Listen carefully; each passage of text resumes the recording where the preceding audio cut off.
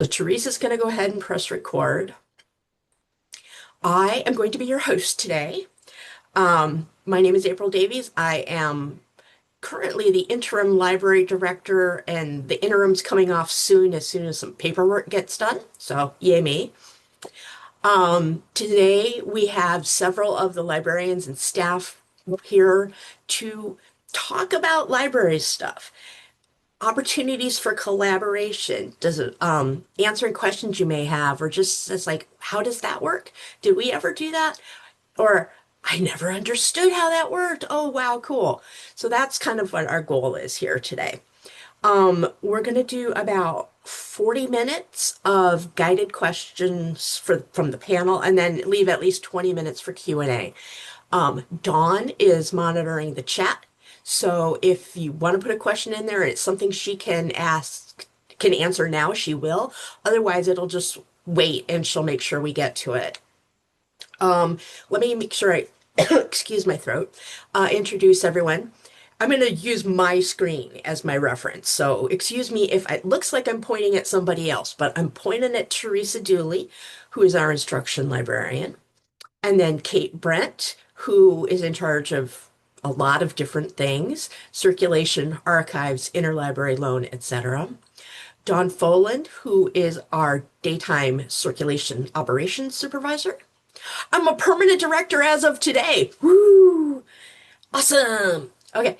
And lastly, but not leastly, is Faye Starman, who is in charge of our electronic resources and serials. Okay, so let's see, is there anything else I want to tell you beforehand? No. Okay, so let's go ahead and get started. We'll jump right in. Teresa, I'm going to start with you. What is one misconception that people often have about the library? Great. Thank you, April. Can everyone hear me okay? Audio's all right? Okay.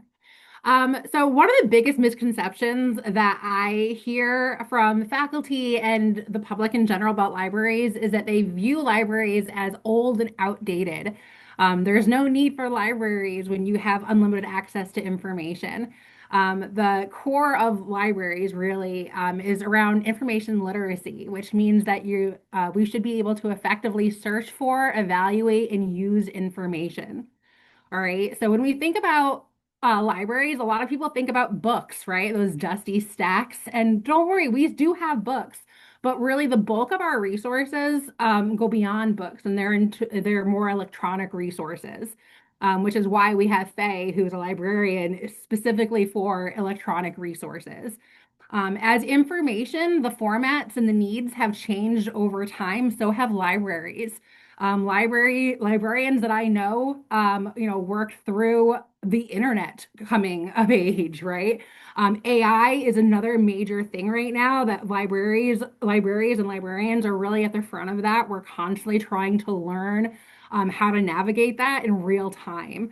So a lot of times when you think about libraries in kind of that old, outdated version, you're missing out on the potential collaboration and things that we can help you with now.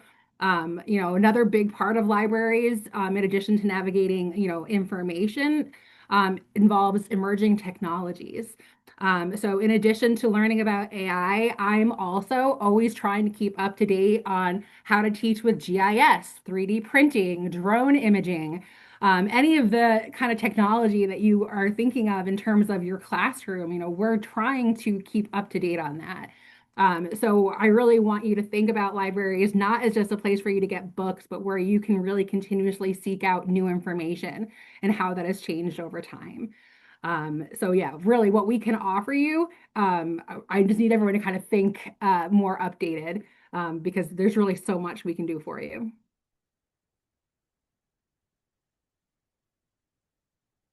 You're muted, April.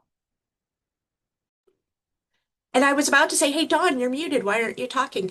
I was saying, Dawn, think you had something you wanted to say on this one? Yeah, just a couple small things. So a lot of people think that everybody who is behind the desk is a librarian. That is not the case. So your librarians are going to be the ones who will have the knowledge and the skills to help you find the information that you need. And then the staff are the ones who are going to check out your books, update your due dates and things like that. The other thing is, we're not the bookstore. A lot of students will either come here for their textbooks that they bought and paid for, not the ones that they just want to borrow for 3 hours. And a lot of them will return their textbooks here at the end of the semester. And then they get bombarded with emails saying, hey, you didn't return your textbooks. So something to keep in mind to tell your students. The bookstore is in Bauk. We're the library. That's all I got. And whether or not you tell them that there are no books in the bookstore, that's entirely up to you as well. All right, so moving along. Hey, Kate, what is something that you wish faculty knew going into the spring semester? Okay, I'm going to share my screen for this one because I want to tell you about the other library search option. Share, pick that window. Okay, so when you're searching, the reason I want to tell you about the other library search option is because if you search in our catalog and request a book from another library and it comes from another SUNY, it's going to have a guaranteed 16-week loan, which is usually twice as long as we get it from everywhere else except Columbia, who gives us a year. I don't know why Columbia is a year, and it usually comes on average a day faster. So when you search other libraries, it searches both WorldCat, which I know a lot of people will search directly, but then if you request through that, it goes through our other interlibrary loan system. And it also searches the SUNY physical catalog. So you're searching all the other SUNY libraries in this other library search, and it will tell you if they've got it. And when you request, it will go directly to them first. If nobody in SUNY can send it, it does kick out to the other system. But if you go through this, you get it faster and you get it longer. So I'd like people to start here instead of starting in Iliad if you can. Obviously, some stuff just isn't available in SUNY. We'll get it for you anyway, but if you start here, faster and longer. That's cool. I like the longer. And I know some of our faculty members who do a lot of ILL would really like that. Okay, so I'm going to move on and we're going to talk a little bit about collaboration. Teresa, you want to start this one again?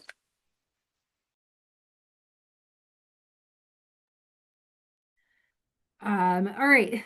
So when we talk about collaboration, my role is really kind of a pretty straightforward way for you to collaborate with the library. As the instruction librarian, one of the most straightforward ways for you to integrate the library or information literacy in general is to invite me into one of your classes to actually lead a session where I can cover things like how to search how to navigate the library website, how to use searches, how to navigate algorithms and understand misinformation in the context of not just fake news, but also AI, which is a big thing right now, obviously. Um, the easiest way you can do that is to actually invite me into your class. I'm going to drop a link into the chat. This is the guide for our information literacy site. And basically, if you go to the instruction session tab, there's a form there that you can fill out. But I also want to kind of acknowledge that I understand it's asking a lot to give up an entire class, especially when we're talking about this a week or two before the semester. So if you've already planned that out and you can't really update the syllabus or do that, I encourage you to still reach out to me because we can also find ways to update any assignments that you have to kind of incorporate these. I can provide readings or short videos. There's a lot of ways for us to approach that. The first step, though, is for you to reach out to me. You can either fill out the form on that guide or you can email me directly. I'm going to drop that email into the chat too. And another thing I want to kind of make a quick pitch for is that I'll be doing another workshop on Thursday morning at 8:30, talking specifically about open educational resources and really targeting on the need for affordable course materials. And I'll be making some suggestions during that workshop for how you can make your courses, much more accessible and equitable right in the beginning of the spring semester. Yeah. Cool. Hey, Faye, you wanted to talk about e-resources some, I think. Maybe not wanted, but we said, Faye, talk about e-resources. Hi, everybody. So I'm going to share my screen and just talk about a few tools that are sometimes underused or unaware of that could help with student outcomes. So the first one is when students are looking for research material, they typically go to our website, which is here, and will click on or use our search all text box here where they'll search everything in the catalog. However, that's not always the best approach, especially if you are looking for really specialized research or like specialized resources and not typically something like broad in the entire catalog. To do that, sometimes just using one particular database to do your searching can yield much better results. To find the databases is on our webpage under Browse, there's the research databases. So when you click on that, it goes to our A to Z list, which is a list of all the databases that we have at the library and a description of what you can find in those databases. So now that you found it, the next question is how do you find which one that you actually want to use? This all subjects tab can be really useful. So each of the databases can be categorized in a general overall subject category. So for example, if you're really looking for some specific research on fisheries, wildlife, and environmental science, if you click on that, it's going to narrow it down from the 98 to 6 databases that are most likely to give you the specialized research that you're that you're looking for. The other thing I want to talk about is this entire search all catalog here, which is typically the go-to for students. Especially when you use a broad term like diversity, you're going to come up with a lot of hits. So you're talking almost 2 million. And regardless of what search terms you're using, you're going to get a significant results list. A lot of times students are always asking, how do I know if it's a peer-reviewed source? How do I find scholarly resources? How do I know what I'm looking at if it is? So the catalog, if you're searching in it, is going to tell that for you.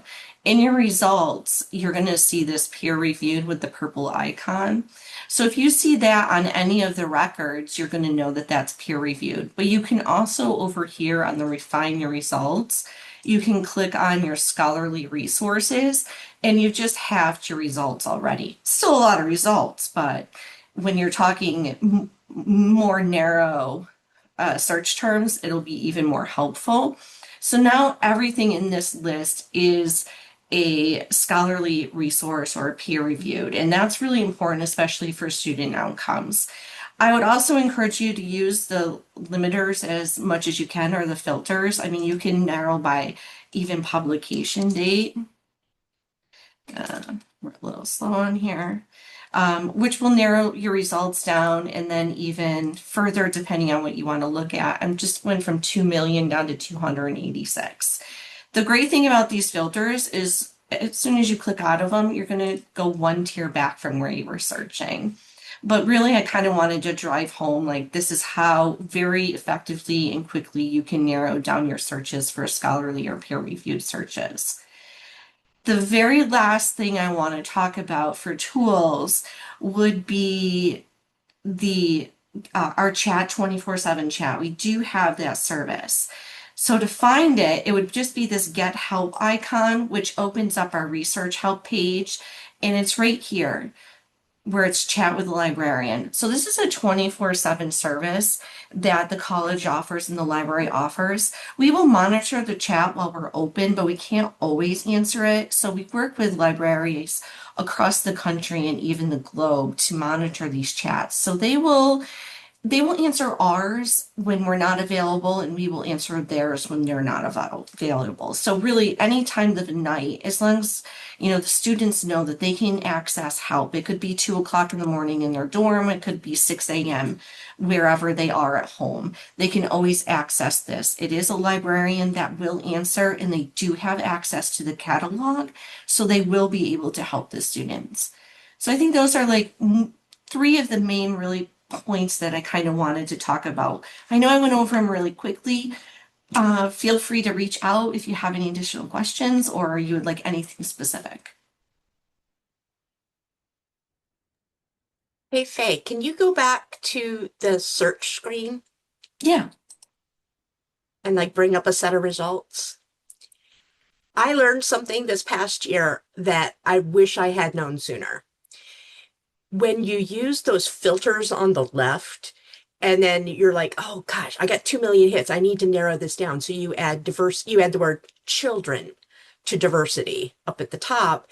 Any filters that you have set will have disappeared. And you'd have to do them all over again, which is extremely annoying. But there is a thing over here, which says remember all filters. And so now it doesn't matter unless I click this off, that yellow scholarly resources thing is going to stick. Doesn't matter if I change my topic all the way over to, tiger shrimp or whatever it is I want to look at. I and tigers. Oh, cool. Diversity, children, and tigers. 33. It's a very manageable set. But I wish I'd known that sooner. I wish we'd had it sooner, but it's very handy. Okay. Let's see. Hey, Kate, you were going to talk about early semester actions that faculty can take to support student success. Yes, and if Faye wants to stop sharing, I will share real quick. I'm going to bring up my browser again and go back to our homepage. So I wanted to talk about one of the things you can do that will make a huge difference for quite a few students is put your materials on reserve, ideally before classes start, because we do have students who have gotten smart and will request the textbooks from upstairs. And then if they check them out, we can't easily get them back. So like if it's our copy, request it sooner rather than later. But if you can, by the end of the first week is great because a lot of students will buy the book, but it won't show up the first week. And so they're already behind in class because they can't do anything the first week if they need readings or something. So especially that first week, it's important.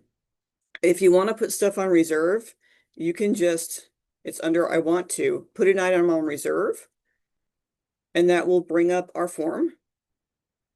And then you can also, if you want to see what's on reserve already, you can click and it will bring up a specialized search. Oh no, I'm sorry, this one is not the search. This is the browse, which is also nice because it usually has the right cover. So you can see what's on. And I think it's currently sorted by title, which is fine. But in the advanced search as well, there is a course reserve search. So you can search by term, by class. If you want to see what your colleague has on, if they're teaching the same section and see if the book's already on, you can do that too. But yeah, early in the semester is crucial, even if your items are relatively affordable just because of that bookstore lag.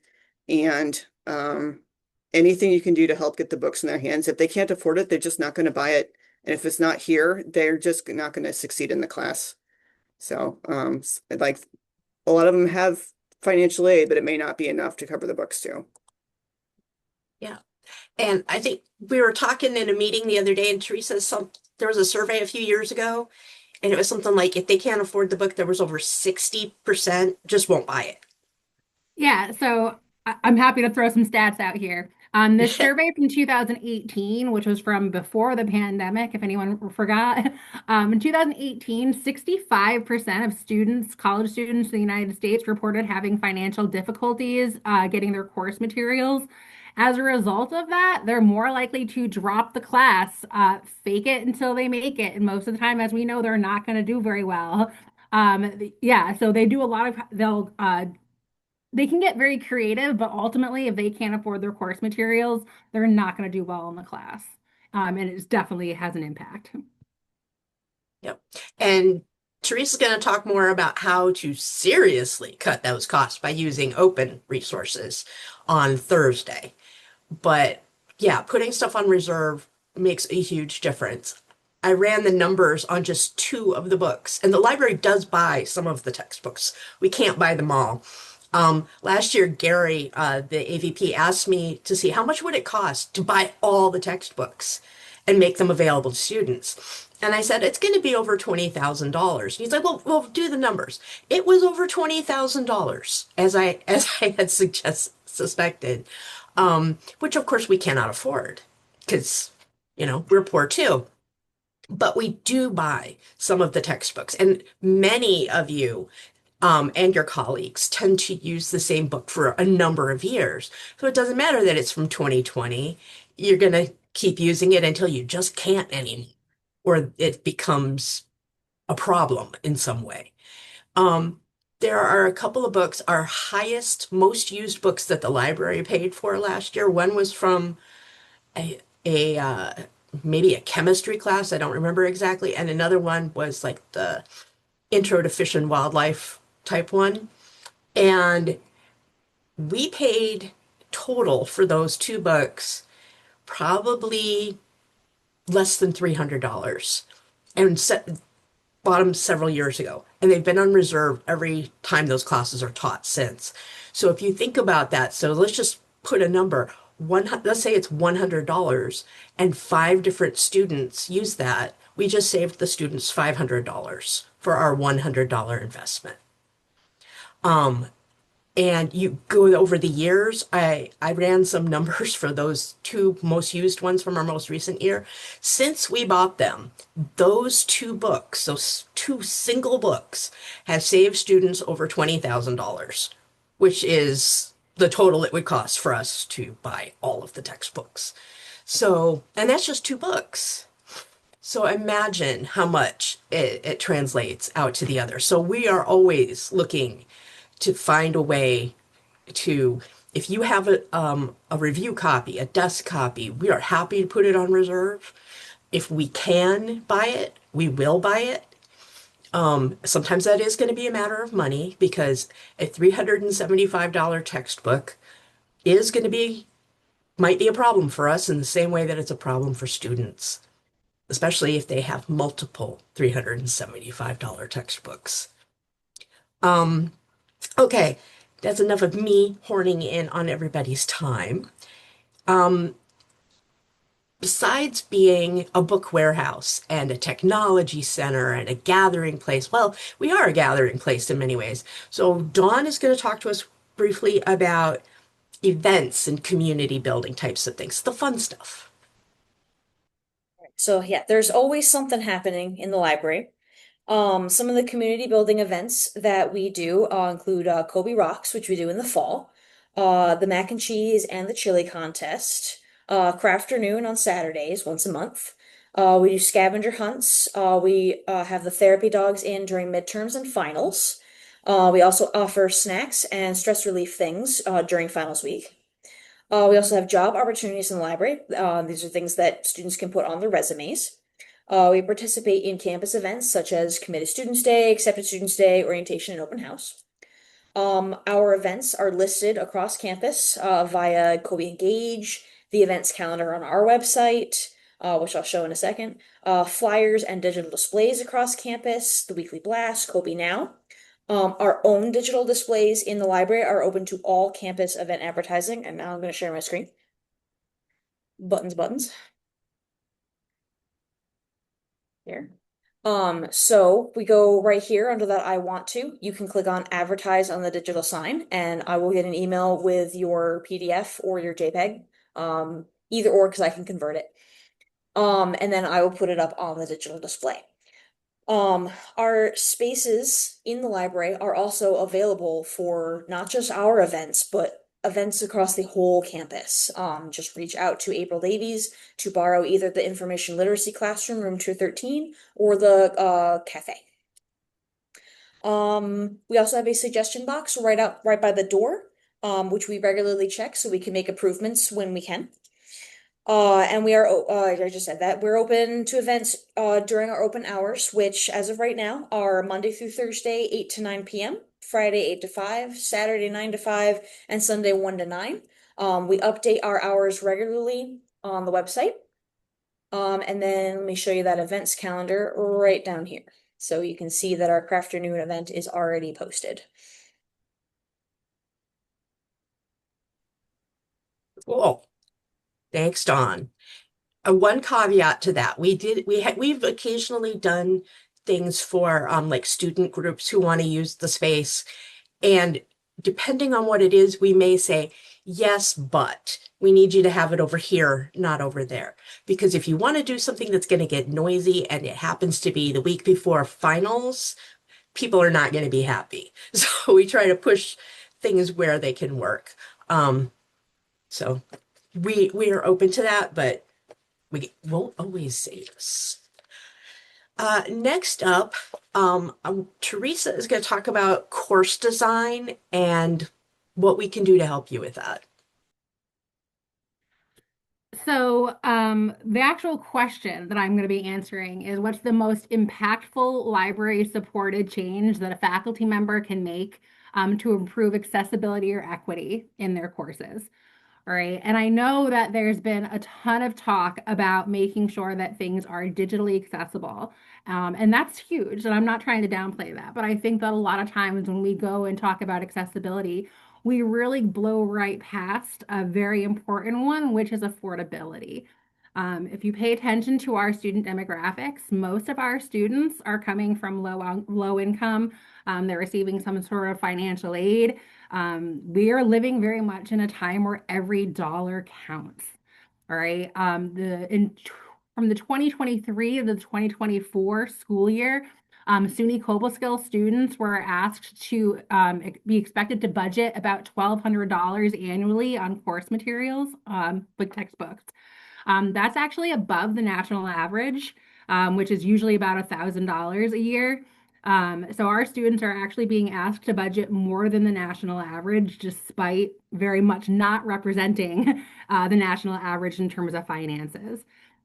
So if we're talking about really a high impact practice that you can do, it's to utilize the library doing things like putting your textbooks on reserve.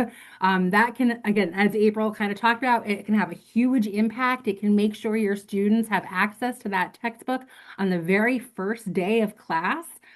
Which I bet if we did a quick survey right now, that's not happening all the time for many of your classes. As I mentioned before, there was a survey in 2018 that said 65% of students on the national average said that they couldn't afford class materials. And as a result, were more likely to withdraw, drop, or fail a class. So really, if you think about, again, if you have a $200 textbook, obviously we're not going to tell you that's not essential, but we're going to try to give you the tools to make sure that that's more accessible to your students. All right. So very, very much like come talk to us. All right. Don't like, we'll do everything we can to really make that work for you. In addition to course reserve, another thing that we can do is we can actually link articles and ebooks right through Brightspace through your LMS. So if you are linking out to articles, I'm sure you've hit paywalls. If you don't want your students to hit paywalls, we can also get those articles for you and have them linked right in Brightspace. And I don't know if any faculty are actually asking students to pay for articles on a per article basis, but I really hope that's not the case. And we can not only help you get those, we can attach it right into Brightspace so you can actually, my understanding is track who's viewing and accessing those resources. So that can be, again, a really, really high impact way for you to make your courses accessible without having to worry about going down the digital technology, that's already a lot on your plate, but making things affordable and accessible to your students in terms of not having to pay extra for it after they spend that $20,000 on their tuition. Um, that matters. And just remembering that our students are also taking care of families, struggling to pay rent, struggling to pay insurance costs. They're also experiencing that. So just really thinking thoughtfully about how you can ease that burden for them can really improve their grades and their whole learning experience.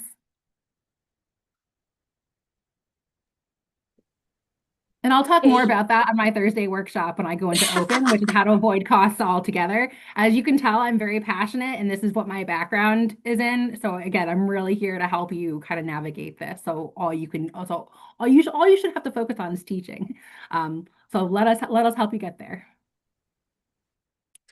All right, so now we're going to move over to Kate, who wants to talk about some other potential barriers to student success and how we can help you get over them. Yeah, so one of the things is we know students are likely to start searches in Google if they're not urged to start at the library website. And as Teresa mentioned, paywalls are an issue. And if students run into paywalls, they're likely to just give up on that resource rather than pursue it or pay for it when they can't really afford it anyway. And so that's why I recommend people start in the catalog. Because even if we don't have it, because there are sliders, there's options in the search to look at things we don't have. You can request them through the catalog, books or articles, and then we'll find them. We've got like a 90% success rate at finding stuff from other libraries, and most of what we can't get is textbooks. Excuse me, because other libraries put them on reserve when they have them. So as long as it's not textbooks, we have a really good chance of getting a hold of something. The other thing that's hard to get is things that are published in esoteric journals in overseas. Occasionally people are looking for vet resources from India, and I try, but there's just nobody who has them sometimes. Um, I'm just looking at my notes to make sure I cover everything I wanted to here. Hey, Yeah, it was can mainly I start through the catalog. You can start in Google Scholar on campus, and if we have full text available, it should offer you a link. But it also shows you a lot of stuff we don't have. So if you start there, it's not a one-click process to get the interlibrary loan like it is in the catalog. So I recommend starting in the catalog, and then faculty, you guys are a little more comfortable, I think, finding stuff elsewhere and pushing it into interlibrary loan if you need to. But I do get requests from faculty for stuff we have in full text. So if you start in the catalog, you've cut yourself out a couple of steps and saved yourself time. Even if it's interlibrary loan, our turnaround for articles is usually less than 24 hours. So you don't have to wait. You can do it Kate, right away. can I ask, can students still request just chapter scans? They can, and I especially recommend that in the case where we don't have a textbook on reserve and they've ordered it and it's not here yet and they just want to get their first week. I'll recommend they put in a request for the first chapter or whatever reading they need for the first week of classes, and that usually gets them over the gap if we just don't have it available. Can they request chapters from other libraries' textbooks too? Yes. Cool. Yeah. I think there's an option in the book request to throw a chapter title in, and it doesn't always go through cleanly, but I see all of them anyway and I'll fix them. So it'll be fine. Okay, Teresa, what is one easy assignment or syllabus adjustment that faculty can make to improve student research skills? All right, so I'm going to assume that we're already putting our course textbooks on reserve. So I'm gonna do that and then do something else. So information evaluation is one of the things that I think I'm seeing students really struggle with. You know, they think that they are really skilled searchers because they've grown up in the age of Google. Where that's becoming a problem is that AI is built into basically everything, including Google AI. And good news is from an information literacy standpoint, we can still kind of tackle this, right? We want them to understand that the articles, the results they're seeing in Google, and oftentimes the output that's coming from whatever AI they're using aren't really reliable. So I actually have a framework that I recommend, and I always teach it in my classes, but you can do this pretty easily. I'm going to drop a link in the chat. Um, Basically, I use a framework. It's called the CRAP framework, CRAAP. And I use that very intentionally because I think our students are more likely to remember it. And the link, you can find this, the document's actually over in the research assignment tips. I added the file. It's called Evaluating Information with CRAP. And basically, what this is it's a framework so students can go through and evaluate information for currency, relevance, authority, accuracy, and purpose. All right. So if you were to kind of ask them to do an assignment or where they're getting this information, I would encourage you to have them evaluate the sources. So if they're using Google, I want you to have them evaluate the answers that they're giving you based on this CRAP framework, right? So they can tell you if it's current, if it's authoritative, if it's relevant. Because in most cases, if they're using an AI output, they're going to find that it doesn't pass that crap test. They don't need to sit in a lecture or do a lot of readings. It's a pretty straightforward, all right, does it match this? Does it match this? Does it match this? And it applies to anything from news articles to research articles to searches, videos on YouTube. Um, there's a lot of these out there. Again, this is the one that I choose very intentionally because I think our students are more likely to remember it because of the terminology. That's just the world we're living in. So really, if you wanted to add that document into your syllabus and do one brief assignment, it could get them thinking, and that could be a really high impact. Again, because we're so used to kind of just seeing information in front of them, and they're really not critically evaluating what's in front of them. They want whatever is easiest, fastest, and clearest. Which unfortunately, if you're familiar with algorithms, they're set up to give them just that.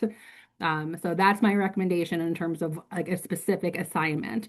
Of course, I would love to meet with your class. Another thing I want to make sure you know is that if you're not familiar with the catalog, I'm also here to teach you how to do that. So if the stuff that we've showed you today hasn't made sense, please don't be embarrassed. As I've told you before, information is changing constantly. Part of my job is not only to help the students, it's to help you. So if any of this has been kind of daunting or overwhelming, please feel free to reach out to me. I'm also happy to meet with departments or teams to see kind of how we can kind of get things going. We at no point do we want people to be overwhelmed by information. Our job is to really help you figure out how to navigate it all. And even if you're comfortable with our current interface, the vendor's changing it sometime in the next 2 years. So if you see the new one and it makes no sense, we'll help you with that too. Yeah, we're Yeah, one constantly thing you can adapting and count on overcoming with barriers. librarians, or just library staff in general, we are compulsive helpers. We can't help ourselves to help other people. I mean, does that make sense? We're OCD helpers. Yeah. Um, and I want to reiterate the crap thing because it really does, oddly enough, work. And it reminded me of when Mark wrote an article about crappies for Pond Boss, and I was able to work the word crap and crappy into what I was saying to the ag school like 5 times in like 2 minutes because of that article. And I've always remembered it. Um, and if you want to read Mark's crappy article, it's over here in Pond Boss at the library. Okay. I've written so many crappy articles. See? And we all remember that Mark writes crappy articles. So, we've gotten to the point where we just want questions from you. What's something you wonder about? What things are you finding challenging right now?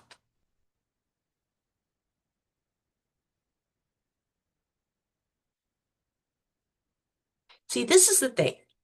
We get on our students about this stuff, and we are just as guilty as they are. We sit in the back of the room. We don't raise our hands. We don't ask for help. We turn things in late. All of these things. So, yes, I'm chastising you a little bit. How many books were checked out in the fall? Kate can probably find that information in a couple of minutes. I can tell you that last year, so the year ending in July, we had something like 3,000 and change checkouts, and that doesn't count things like equipment and reserves and stuff like that. Um, we can find you what books use the most. Oddly enough, one of the things that gets checked out regularly, and you wouldn't expect it at Cobleskill, the Bible. I don't know if it's community users or what, but because we don't teach religion here, and it's not really a part of things, but it's like, yes, we do have several different versions of the Bible, and it's a very popular checkout.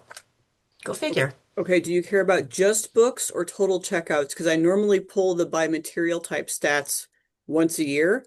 I can tell you we had 2,541 checkouts in the fall.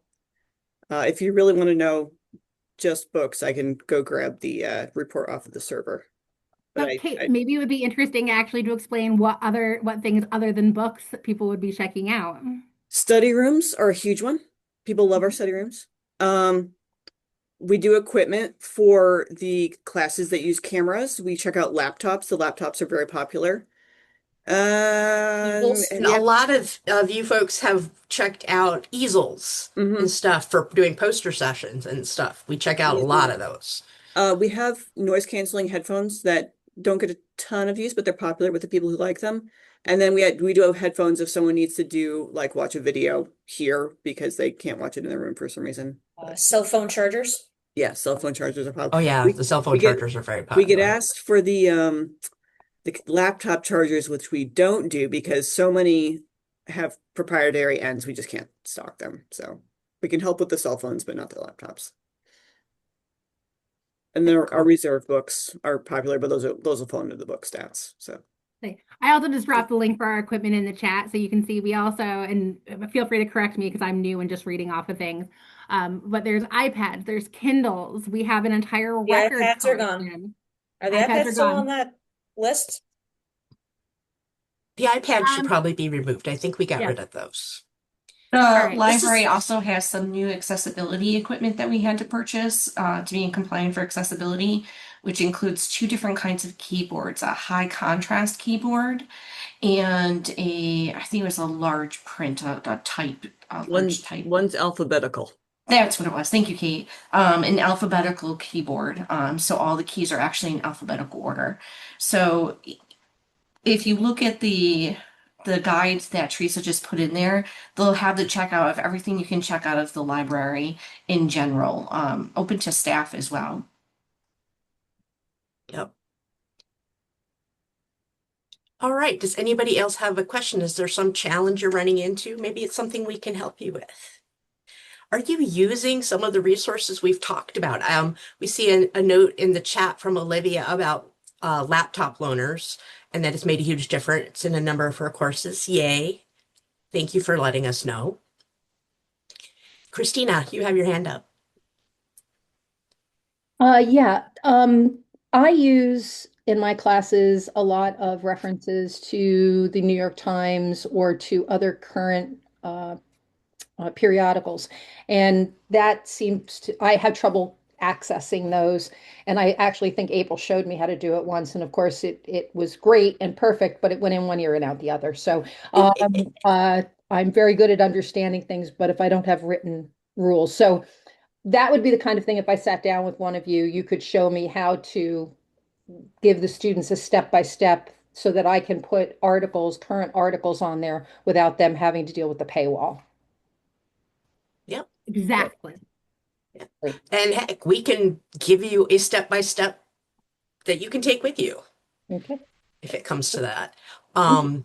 In the same way that we get a lot of questions, and sometimes it's as an assignment about citation formats, APA, MLA, occasionally Chicago, which I'm okay.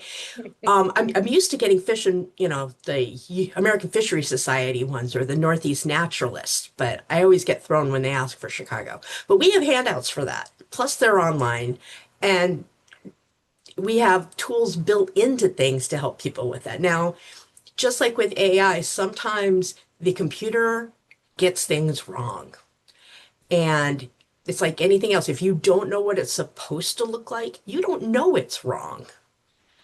And so that's one of the reasons we try to teach people how to evaluate what comes across their screens, whether it's from AI or a citation generator or other such things, and try to make resources available to make that easy for them and for you.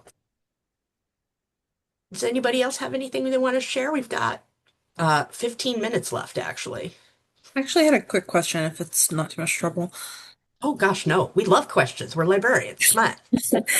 Okay, who would be best to follow up with and check in with? Because every semester I always put in requests for software installations to ITS, both for our labs and then for the library.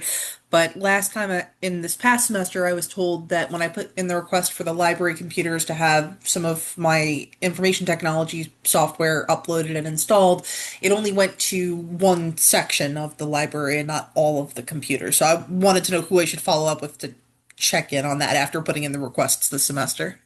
I would say ITS and CC us so we know what's going on because they don't tell us what they're doing most of the time. They just push the stuff out and we're supposed to magically know.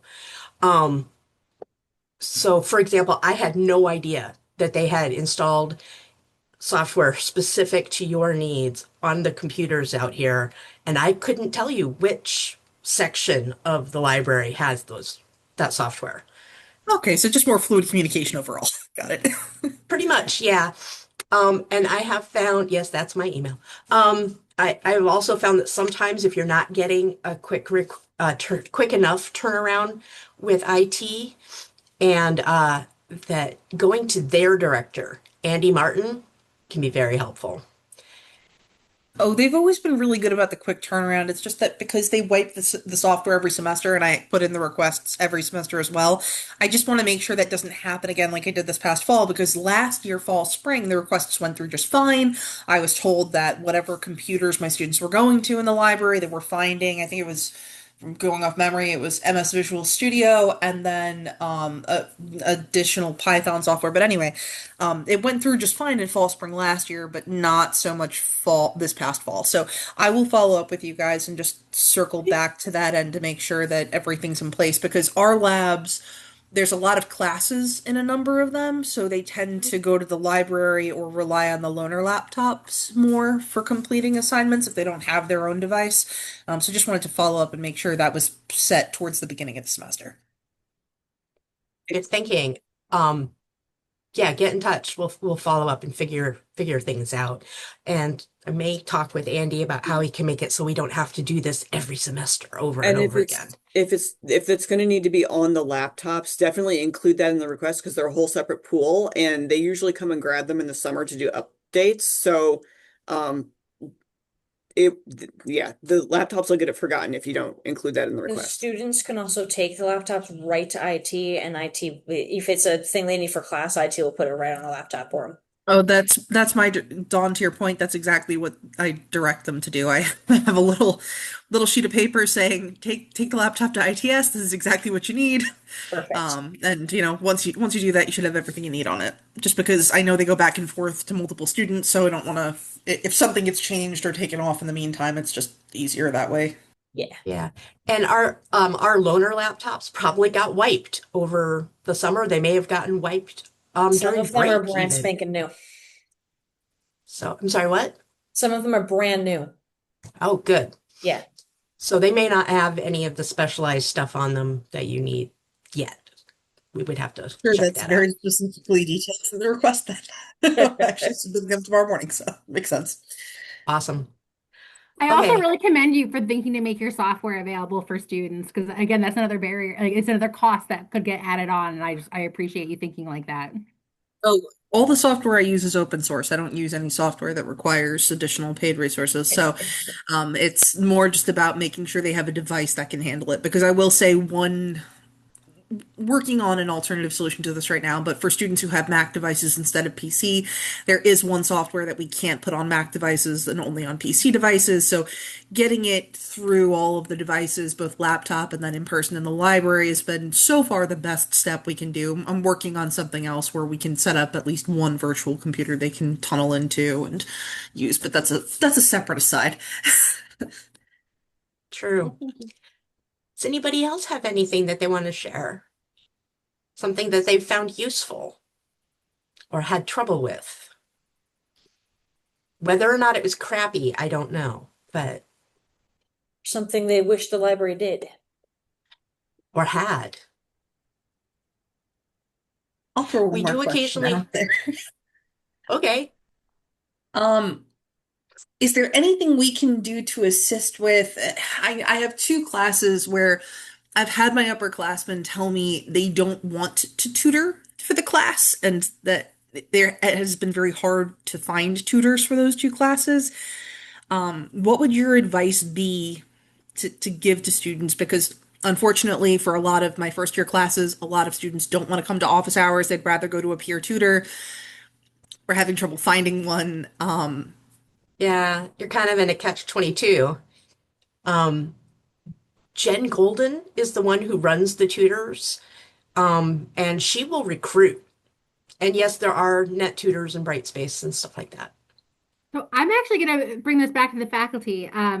Is it uh Circle In was the AI tool that we were talking about, where it's like it's an AI tool where students can kind of faculty can set up their materials and students can kind of tutor themselves using the AI, the chat bot that's set up. And it seemed like a really useful tool, and I think that the tutoring center is actually using it. Um, so that is another idea. I was kind of impressed with it when they were going through it in Vinny's workshop on whatever day of the week that was. Um, Let's blur together. Yeah, no, there were definitely some good aspects to it. I was just curious if there's anything aside from Circle and that you guys might recommend. And I took down the net tutor, so thank you for mentioning that. Just because I But know we've Jen had will trouble finding recruit. someone. If she doesn't have somebody, she will try. She's kind of like us. She's a compulsive helper. And so she is going to try to fill that need.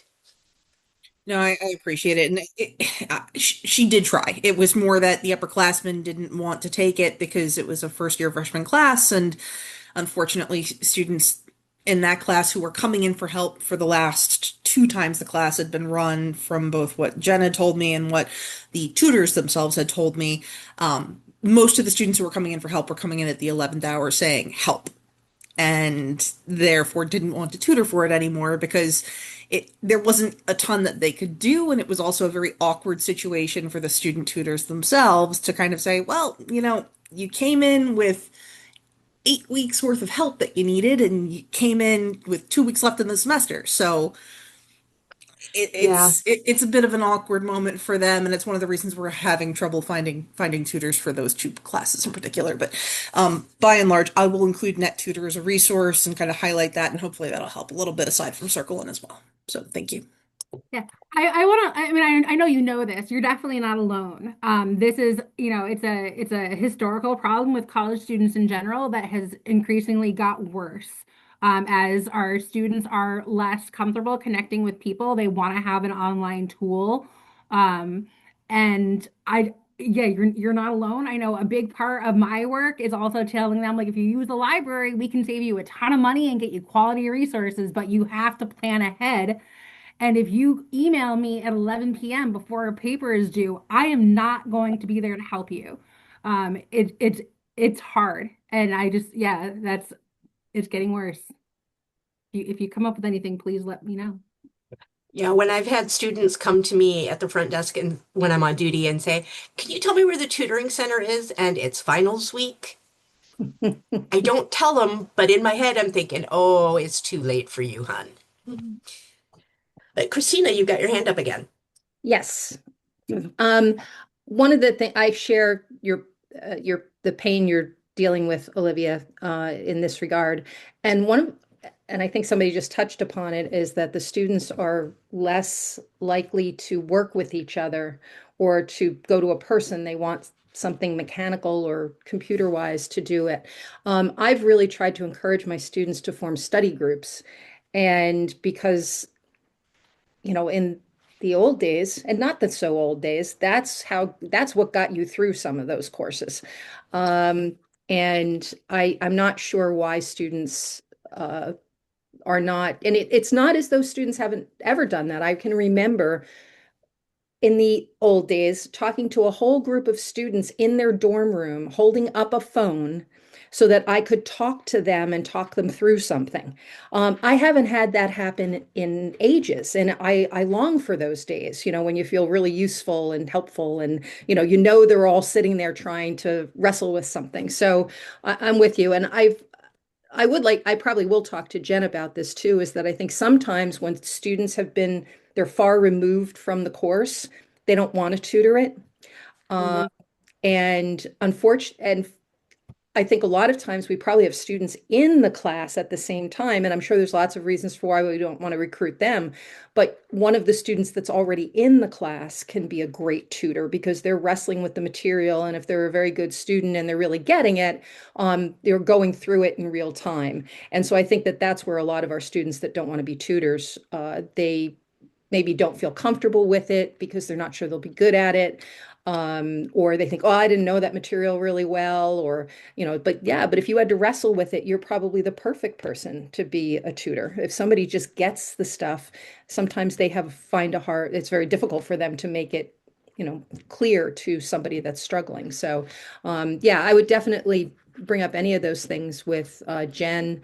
But yeah, I feel your pain. And we do have good spaces for group study in the library. So we just freed up some floor space. As some of you probably know, we moved around our periodical section and just freed up a bunch of floor space and are going to move some group study tables into that, at least for this semester. So there's space for them to come and study in groups. And the first floor, we don't care about the noise really. So, um, Or at least not as much, yeah. So. Yeah, that's another misconception is libraries aren't really known as a quiet space anymore. which some people don't like. And I'm one of them, I admit it. But sometimes the students don't like it either. But as we tell them, if you tell us that somebody is being too loud, we will shush them. So, not a problem. All right, well, we're just about out of time. If you have any questions at all about the library or anything you even think we can help you with, as I've told students sometimes, it's like we may not have the answer, but we probably know who to ask to get it. So please get in touch. We love to help people. You are never bothered. Well, okay, you might be, some of you, I don't know, but it's not a bother. No, there is not an attendance QR code. We've been keeping track of who's here so that we can send that off. And yeah, I guess that's it. And thank you all for coming. It was very nice to see your shining electronic faces and your yurt. I've never seen a yurt before. Bye all.